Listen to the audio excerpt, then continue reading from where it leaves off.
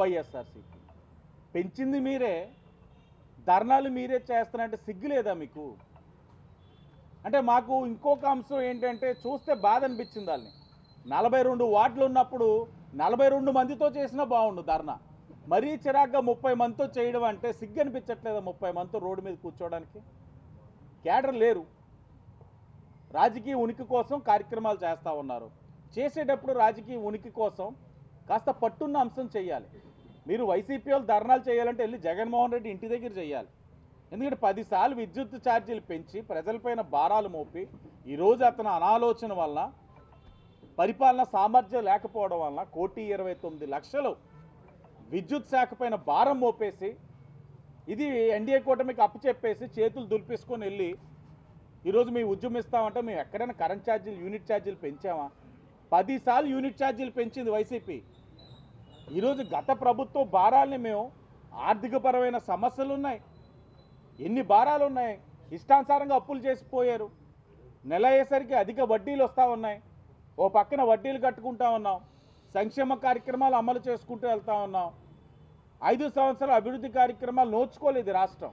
ఓ పక్కన అభివృద్ధి కార్యక్రమాలు చేస్తూ ఉన్నాం. చేస్తున్నప్పుడు వీళ్ళు చేసిన అప్పులు భారాలు కూడా మోసేసి నెట్టేసి మీరే చేసేసారంటే జనాలైనా పిచ్చోళ్ళ? జనాలకి అన్నీ తెలుసు, మీరు చేసిన దారుణాలు తెలుసు, మీ వల్ల ఈ వ్యవస్థలన్నీ నిర్వీర్యం అయిందన్న విషయం కూడా తెలుసు. చెయ్యాలంటే వైసీపీ వాళ్ళు చెప్తా ఉన్నాను, ధర్నా ఈరోజు రాష్ట్రంలో ఏ అంశం తీసుకున్నా రైతులు కలుగుతున్న నష్టం కానీ, విద్యుత్ రంగం పైన కానీ, రోడ్ల పైన కానీ ఏం చెయ్యాలని వెళ్ళి జగన్మోహన్ రెడ్డి ఇంటి దగ్గర చేయాలి వైసీపీ వాళ్ళు. వీళ్ళు ప్రజాక్షేత్రంలో వచ్చి ధర్నా చేసే నైతిక విలువ లేదు వీళ్ళకి. చేసిన వాళ్ళు కాస్త గౌరవపదంగా అంటే వాళ్ళకి కూడా భావన వచ్చేసింది, ఓ 25-20 మందితో చాలే. ఎందుకంటే ప్రతిపక్ష హోదా లేనప్పుడు ఎందుకు రోడ్డు మీదకి ఎగేసుకొచ్చి ధర్నాలు చేయడం, మనకు ఆ పాత్ర కూడా లేదుగా ప్రతిపక్ష పాత్రని వారికి వారే ఫిక్స్ అయిపోయి ఇలాంటి ధర్నాలు చేస్తూ ఉన్నారు. ఇలాగా రివర్ ఫ్రంట్ ఏదైతే గోదావరి గట్టు మీద ఒక సుందరీకరణ కార్యక్రమాన్ని రివర్ ఫ్రంట్ రూపాన చేస్తూ ఉన్నామో అది కూడా టెండర్ స్టేజ్కి ఇప్పుడు వచ్చింది. దాన్ని కూడా అతి దగ్గరలో ప్రారంభించుకోబోతా ఉన్నాం. 12 కోట్ల పని. ఇది ఏనాటి నుంచో అనేకమైన రాజకీయ నాయకుల యొక్క ఆశ, గోదావరి గట్టు మీద ఒక మంచి రివర్ ఫ్రంట్ కట్టాలని.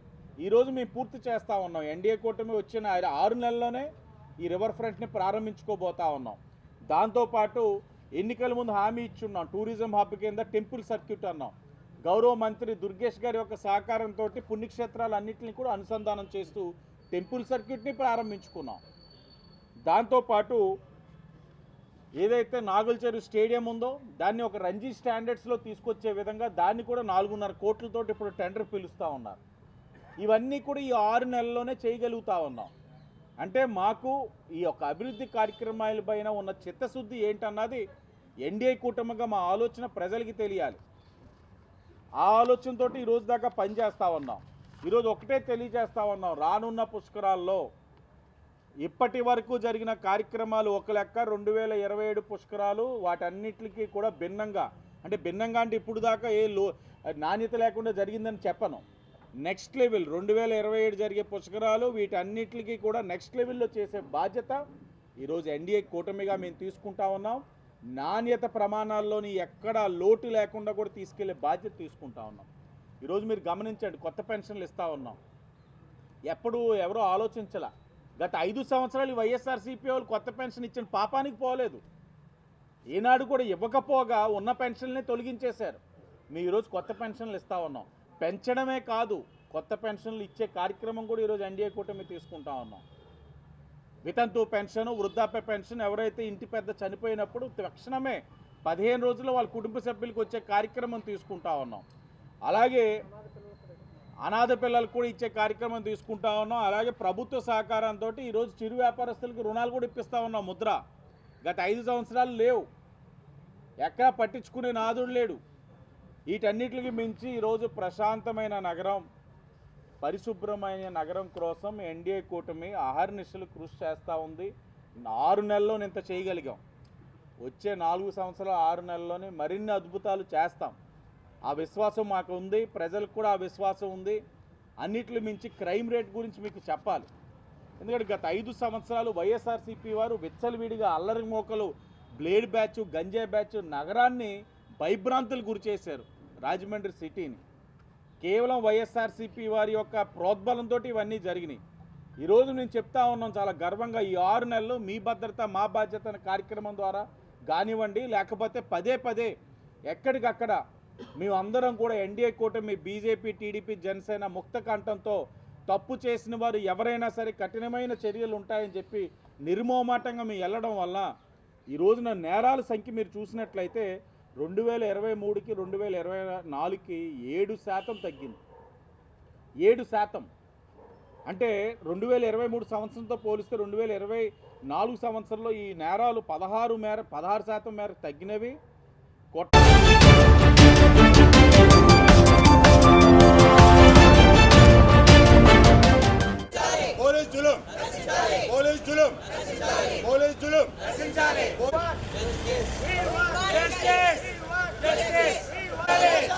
పోలీసులపై వెంటనే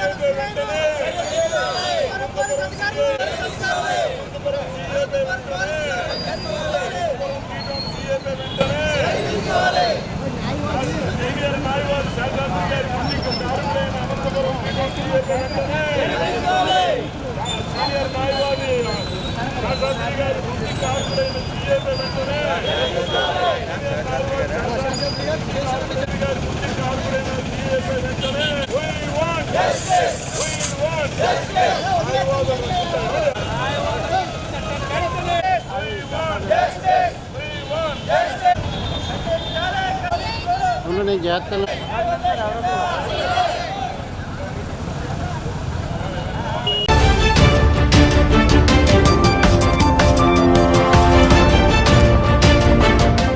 నుంచి అనంతపూర్ 3 టౌన్ సిఐ గారు ఒక సీనియర్ న్యాయవాది అయిన శాస్త్రి గారిని పదే పదే ఫోన్లు చేస్తూ స్టేషన్కి రమ్మంటే దేనికోసం అంటే మీరు రావాలి, మీ మీద ఫిర్యాదు ఉందని చెప్తూ ఆయన్ని చాలా భయభ్రాంతులకు గురి చేయడం జరిగింది.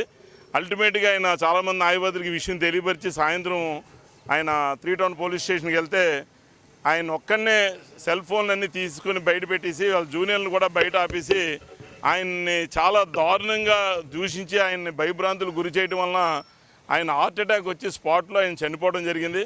వెంటనే కనీసం మానవత్వం కూడా చూపించకుండా అతనికి మెడికల్ ఎయిడ్ ఇవ్వడానికి ప్రయత్నించకుండా వాళ్ళ జూనియర్లకు అప్పచెప్పి ఈయనకి ఫిట్స్ వచ్చినట్టున్నాయి తీసుకెళ్ళిపోండి అని చెప్పి పంపించేశారు. అది తీరా చూస్తే ఆయన హాస్పిటల్కి వెళ్తే ఆయన అప్పుడే చనిపోయి అరగంట అయిందని చెప్పారు. కనీసం ఆయనకి పీసీఆర్ చేయకుండా ఆయన్ని మృతి కారకుడైన ఇన్స్పెక్టర్ మీద ఆ సిబ్బంది పైన చర్య తీసుకోవాలి. ఎందుకంటే ఒక సాధారణ మానవ ప్రజానీకాన్నే పోలీస్ స్టేషన్కి రమ్మని పిలిపించడానికి అధికారం లేదు పోలీసులకి.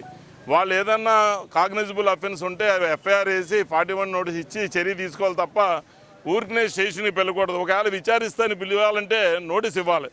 ఒక సీనియర్ న్యాయవాది పట్ల అటువంటి రూల్స్ని ఏమి కూడా పాటించకుండా ఆ ప్రభుత్వం ఎన్నో సుప్రీంకోర్టు, హైకోర్టు వారు ఎన్నో తీర్పుల్లో చెప్పారు ఎవరిని కూడా స్టేషన్కి పిలిచి హెరాస్ చేయకూడదని. ఒకవేళ ఎఫ్ఐఆర్ రిమూవ్ అయితే వాళ్ళని మీద 41 నోటీస్ ఇచ్చి చర్య తీసుకోవాలి తప్ప మామూలుగా చేయకూడదని. కానీ అన్నీ అతిక్రమించి ఆ ఇన్స్పెక్టర్ గారు ప్రవర్తించారు. అతి ముఖ్యంగా ఏంటంటే ప్రభుత్వం కళ్ళు తెరవాలి. ఈ గత ప్రభుత్వంలో కూడా పోలీస్ జులుము వల్లనే ప్రభుత్వం పడిపోవడానికి సగం కారణం. ఈ ప్రభుత్వం కూడా ఇలా నిర్లక్ష్యం వహిస్తే రాబోయే రోజుల్లో చాలా మూల్యం చెల్లించుకోవాల్సి వస్తుంది. ముఖ్యంగా ఏంటంటే సీసీ కెమెరాలు ప్రతి పోలీస్ స్టేషన్లో ఉండాలని సుప్రీంకోర్టు ఇచ్చి చాలా కాలమైంది. కొన్ని సంవత్సరాల క్రితం మ్యాండేటరీ గైడ్లైన్స్ ఇచ్చింది. డీజీపీలు ఆల్ స్టేట్ డీజీపీలకు చెప్పింది అన్ని పోలీస్ స్టేషన్లో సీసీ కెమెరాలు ఉండాలని. ఒక్క సీసీ కెమెరా ఎవరొక్కడు కూడా మెయింటైన్ చేయట్లేదు. ప్రతి ఐపీఎస్ ఆఫీసర్ కూడా చట్టాన్ని గౌరవించవలసిన స్థితిలో ఉన్న ఐపీఎస్ ఆఫీసర్లు కూడా ఆ సుప్రీంకోర్టు వారి తీర్పుని పరిగణలో తీసుకోవట్లేదు. ఇవాళ నిజంగా సీసీ కెమెరాలు అనంతపూర్ 3 టౌన్లో ఉండుంటే ఆ సీసీ కెమెరాలు ఓపెన్ చేస్తే ఆ సీఏ ఆ సీనియర్ న్యాయవాది పట్ల ఎలా ప్రవర్తించాడన్నది బయటకు వస్తుంది. ఏదేమైనా సరే ఆ మృతుడు యొక్క కుటుంబానికి న్యాయం జరగాలంటే చట్టపరంగా సీఏ మీద సిబ్బంది మీద చర్య తీసుకోవాలి. కాబట్టి దానికి మద్దతుగా స్టేట్ వైడ్ అడ్వకేట్స్ అంతా కూడా స్పందిస్తున్నారు. మేము ఈ విషయం గురించి నిన్నంతా కూడా మేము డిస్కస్ చేసుకుని ఆ వాస్తవం గ్రహించి ఈరోజు విధులను బహిష్కరిస్తూ మేము ఈ నిరసన చేస్తూ కలెక్టర్కి మేము విన్నపం ఇవ్వడానికి మేము నిర్ణయం తీసుకున్నామండి.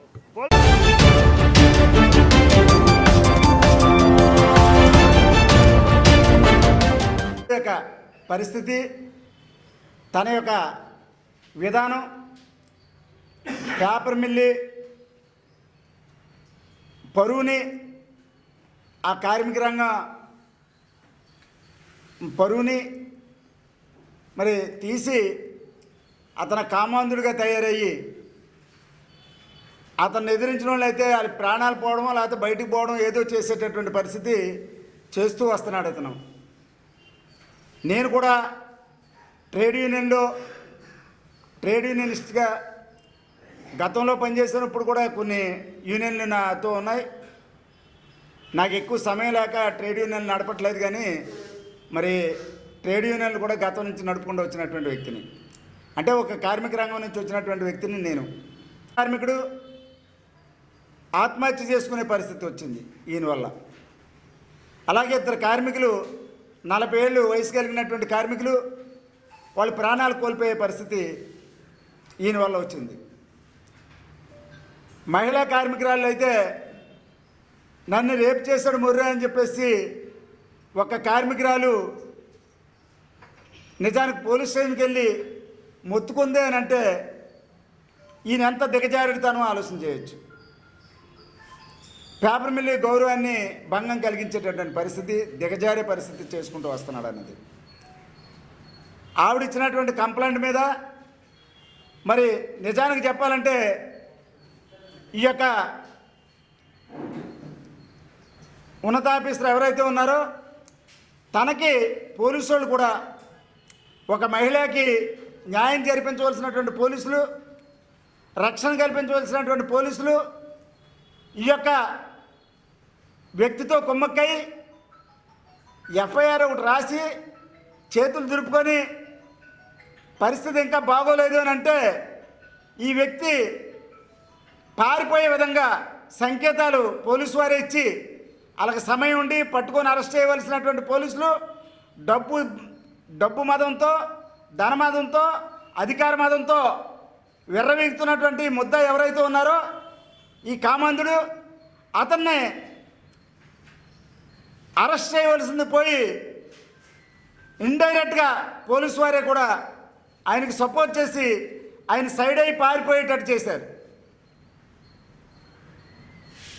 యాజమాన్యం కూడా ఇతను ఇచ్చేటటువంటి రిపోర్ట్ ఏంటంటే ఈ ప్రాంతాన్ని, ఈ ప్రాంతంలో ఉన్నటువంటి కులాన్ని కూడా ప్రస్తావిస్తూ యాజమాన్యంతో తప్పు డైరెక్షన్ ఇచ్చి ఇతను మెప్పు పొందే విధంగా తయారు చేసుకుంటా ఉన్నాడు. ఈ ప్రాంతం వాళ్ళు సరైన వాళ్ళు కాదు అనేటటువంటి సంకేతాన్ని యాజమాన్యానికి జారవేస్తూ ఉన్నాడు.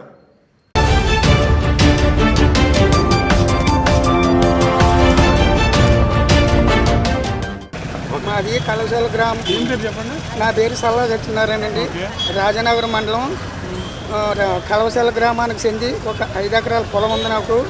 ఆ పొలంలో ఒక బోరు ఉంది. ఆ బోరు 40 సంవత్సరాలు పైబడి పుట్టిన బోరు అది. ఆ బోరు ఇణికిపోయింది. ఇప్పుడు దానికి సంబంధించి ఆ పక్కనే ఇంకో బోరు వేసుకున్నాం. అది 4 సంవత్సరాలు అయింది, తిరుగుతుంది. అప్పటి నుంచి ఇప్పుడు దాకా ఎటువంటి గొడవ లేదు దానికి. ఇప్పుడు ఒక 20 రోజులు బట్టి మాకు కలెక్షన్ కట్ చేశారు. ఆ కలెక్షన్ అది ఎవరు కట్ చేశారని మేము ఆ వివరానికి వెళ్తే ఎమ్మెల్యే గారు చేసేయమన్నారు. చేసేసామని ఏఈ గారు మనకు ఇన్ఫర్మేషన్ ఇచ్చారు. బొత్తుల బలరామకృష్ణ గారు.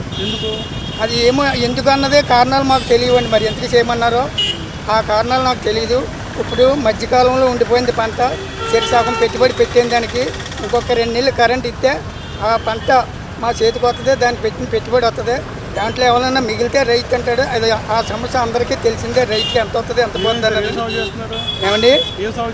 ఇదండి ఒర్రి ఇప్పుడు ఒర్రి కూడా ఏది ఆధారం లేదండి. ఒక బోర్ నీరు లేకపోతే ఆకాశ ధార, ఈ రెండు తప్ప ఇంకేమీ లేవండి దానికి. అందుకు కాబట్టి అది ఎందుకు కట్ చేశారు, నా మీద కక్షేటి దేని గురించి అన్నది నాకు తెలియదు. అంటే ఒకే ఒకటి, అంటే నేను ఓటు వేయలేదనా కారణం దేని గురించి అన్నది నాకు రావాలి కదా ఇన్ఫర్మేషన్. రాకుండా కట్ చేయటానికి ఏటి ఆ కుట్రేటి ఆ కుతంత్రాల గురించి నాకు ఎటువంటి తెలుత్తి లేదు నాకు. బయటికి ఎందుకు తీశారు అంటే ఏమని ఎమ్మెల్యే గారు తీసేయమన్నారు, తీసేసారు. అంతే. కారణం అడుగుతుంటే ఎమ్మెల్యే గారు తీసేయమన్నారు. ఎమ్మెల్యే గారి దగ్గర నేను వెళ్ళలేదు కదండి. మరి మేము మీ ఏ పార్టీలో లేని, ఎప్పుడు ఈ వరకు టీడీపీలో ఉండిపోండి అండి. అప్పుడు ఎన్టీ రామారావు అంటే మహా ఇష్టం. మా మా మేము తిరిగి టైంలో ఫేవరెట్ అలా ఉండిపోయాం. కానీ ఇంకా మేము దేనికి పాల్గొంటలేదు. అంటే మా అబ్బాయి వైసీపీకి కారణంగా పోటీ చేశాడు పంచాయతీకి, దాని కారణంగా కానీ వచ్చిందా ఇది అని నేను ఊహించుకోవడం తప్ప ఆ పొలం నాది నేనే చేసుకున్నాను. నాకేమీ చెప్పలేదు. మీకు ఈ ప్రత్యామ్నాయ కరెంట్ ఇవ్వకపోతే ఏంటి పరిస్థితి? పరిస్థితి ఏముందండి, ఇక స్వావే పరిస్థితి. ఇంకోండి ఈ మందుకాయ పరిస్థితి. నాకు ఇంకా ఇప్పటికి కలెక్టర్ గారి దగ్గరికి వెళ్ళామండి, పిటిషన్ పెట్టాం. ఒకసారి ఇచ్చారు, మళ్ళీ కట్ చేయించారు, ఇచ్చి మళ్ళీ వెళ్ళాం. దానికి ఇంకా చెప్పిన ఉపయోగం లేదా? ఉపయోగం లేదండి. మరి ఎప్పుడు ఇస్తారండి? ఏం కారణం చెప్తారు? మీ పొలానికి కరెంట్ కట్ చేయడానికి చెప్పే కారణం ఏంటి? ఆ కారణం అన్నదే నాకు అర్థమవుతుంది. అంటే ఒక గవర్నమెంట్ స్థలంలో ఉందే నా బోరు అని పిటిషన్ వెళ్ళిందటండి. ఆ పిటిషన్కి నేను ఏం చెప్పానంటే ఈ పంట అయిపోయినాయండి, ఈ పంట అయిపోయాక నాకు సర్వే పెట్టండి. ఆ సర్వేలో మీ గవర్నమెంట్ దాంట్లోకి వస్తే మీరు తీసేసుకుందరు, కానీ నా పొలం నాకు అప్పచెప్పండి, అప్పుడు మేము మార్చుకుంటాం. అందాక ఈ పంట అయ్యేదాకా నాకు మార్చి నెల దాకా ఇవ్వండి అని గడువు అన్నాం. అదండి. దానికి ఇంకా ఏమీ స్పందన లేదు. ఏమండి నా కొత్త బోర్ అండి 4వ సంవత్సరం. ఏమో అంటే 2 నెలలు ఎంత తక్కువ వస్తుంది, 4 సంవత్సరాలు అయ్యింది. ఇప్పుడు మీరు ఏం చేయదలుచుకున్నారు? ఇప్పుడు నేను వాళ్ళు ఎవరో స్పందించి నాకు కరెంట్ ఇవ్వకపోతే పంట పోయినా ప్రాణం పోయినా ఒకటే కదండి. ఆ ప్రాణమే తీసుకోవాలండి. మరి ఇంకా అప్పులు పాలవుతాం, మరి అప్పులు తీర్చాలంటే ఎలా పెట్టి 1,10,000 పెట్టానండి ఇప్పటికి. ఇప్పుడు ఇంకా పెట్టాలండి, ఇంకా చేతి రావాలి, ఇంకా పెట్టుబడి ఉందండి, ఇంకా పెట్టాలి. ఇంకా ఎంత అవుద్ది అన్నదని అప్పుడు లాస్ట్ని మా పంట చేతికి వస్తే మాకు అందులో వచ్చే ఆదాయం ఉందనుకోండి, పెట్టుబడి బోని కదమైనా మిగిలితే అప్పులకి ఇప్పులు పోగా ఏమన్నా ఉంటే రైతు భరించాలి. లేకలేదు. ఏమండి అంటే బత్తుల బలరామకృష్ణ గారు మా ఎమ్మెల్యే కదండి. మరి మా ఏపీ ఎమ్మెల్యే గారు ఆయన ద్వారాగానే కరెంటు పోయింది కదా, తీసేసారు కదా. అందుకని ఇన్ఫర్మేషన్కి పవన్ కళ్యాణ్ డిప్యూటీ మినిస్టర్ గారు కదండి, మరి వాళ్ళందరూ కూడా సహకారం చేసి నాకు ఆ కరెంట్ ఇప్పించి నా పంట పండించమని నేను కోరుకుంటున్నానండి. అది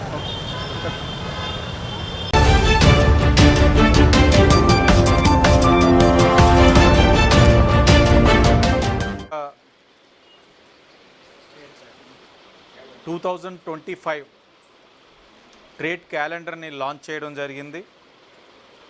మరి ఆ యొక్క లాంచ్ కార్యక్రమం రాజమహేంద్రవరం సిటీ శాసనసభ్యుడిగా నా చేతుల మీద జరపడం అన్నది ఒక గౌరవంగా భావిస్తూ ఉన్నాను.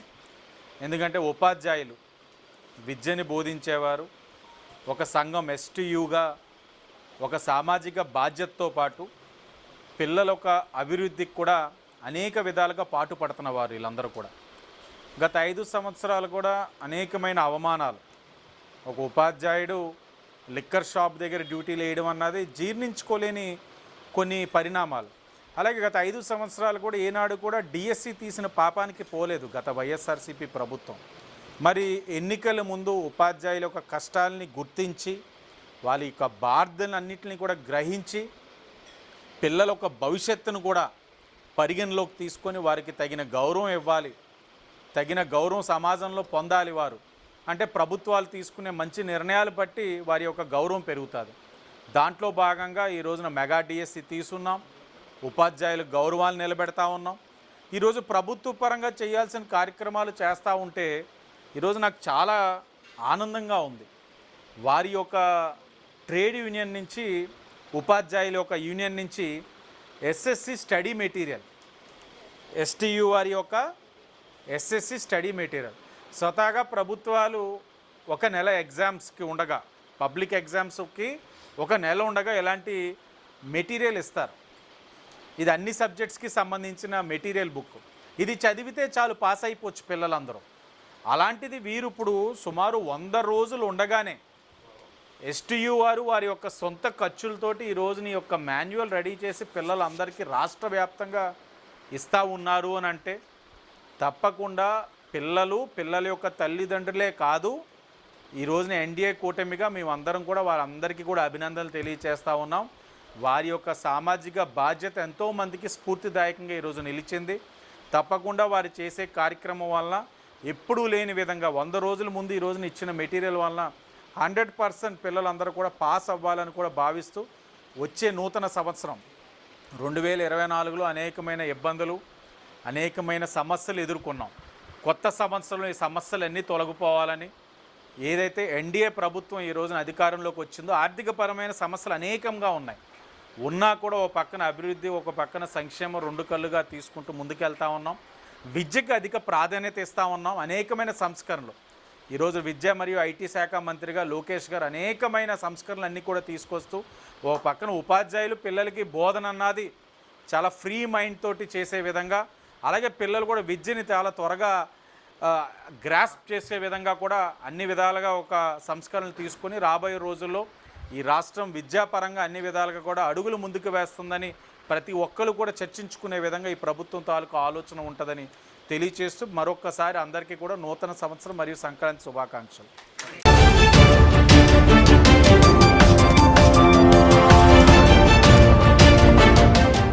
ప్రతినిధుల ద్వారా రాజమహేంద్రవరంలో ఒక మహిళ క్యాన్సర్తో పోరాడడం, వాళ్ళ పాప ఇంటర్మీడియట్ చదవడం, ఆర్థిక సమస్యలు ఉండడం, బాబు ఆటిజం తోటి సతమతం అవ్వడం, పెన్షన్ కూడా రాకపోవడం, ఇంకా అనేకమైన సమస్యలు, చాలా ఇబ్బందికర పరిస్థితిలో ఉన్నారు ఈ కుటుంబం. మీడియా ప్రతినిధులు తెలియజేసిన వెంటనే తెలుగుదేశం పార్టీ నాయకులు అలాగే సామాజిక బాధ్యతతో ఎప్పుడు కూడా రాజమహేంద్రవరంలో అనేక మంది అభాగ్యుల యొక్క జీవితంలో వెలుగులు నింపుతున్న జైన్ కమిటీ వాళ్ళు ఎవరైతే ఉన్నారో వాళ్ళని కూడా సంప్రదించి అందరం ఇక్కడికి రావడం జరిగింది. ఈరోజు ప్రస్తుతం భవానీ చారిటబుల్ ట్రస్ట్ ద్వారా ఆ 2 పిల్లలకి కొత్త బట్టలు ఆర్థికంగా మా వంతు సహకారం అందించాం.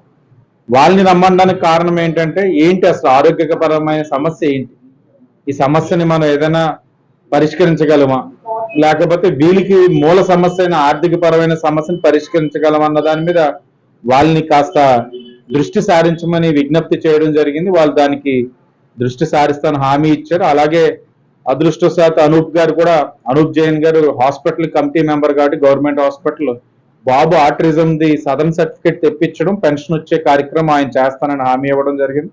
ఒక్కొక్కరుగా బాధ్యత తీసుకుంటా ఉన్నాం. స్వతహాగా నూతన సంవత్సరం అన్నింటినీ రాత్రి 10వ గంట నుంచి కొంతమంది, అందరినీ అనను కానీ కొంతమంది పాశ్చాత్యపు దేశ సంస్కృతి సాంప్రదాయాన్ని అవలంబించుకొని రోడ్ల మీద తాగి డ్యాన్సులు వేసి కేకులు కట్టింగ్లు చేసి సంబరాలు చేసుకుంటా ఉన్నారు. కానీ ఒక పక్కన ఆ సంబరాలు ఆనందాలు చూస్తా ఉన్నాం, మరో పక్కన రేపు కొత్త సంవత్సరంలో అడుగు పెడతా ఉన్నాం, మరొక సంవత్సరంలో అడుగు పెడతా ఉన్నాం, మరొక సంవత్సరం బాధలతో అడుగు పెడతా ఉన్నాం అని పరితపించే వాళ్ళు కొంతమంది ఉన్నారు. వీళ్ళని ఆదుకోవడం, కొత్త సంవత్సరంలో అడుగు పెట్టడం అన్నది కాస్త ఆనందం కలుగుతా ఉంది. నాకు తెలిసి ఈ సంవత్సరంలోని అనేక విధాలుగా కొంతమందిని ఆదుకున్నాం, మేము ఇబ్బందులు పడ్డాం.